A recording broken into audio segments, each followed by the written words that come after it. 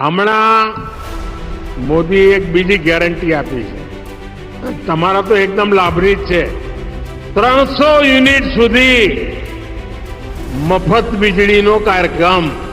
PM Suryaghar 300 unit વીજળી મફત. તો ઘર ઉપર સોલાર પેનલ લગાવીને વીજળી પેદા કરવાની.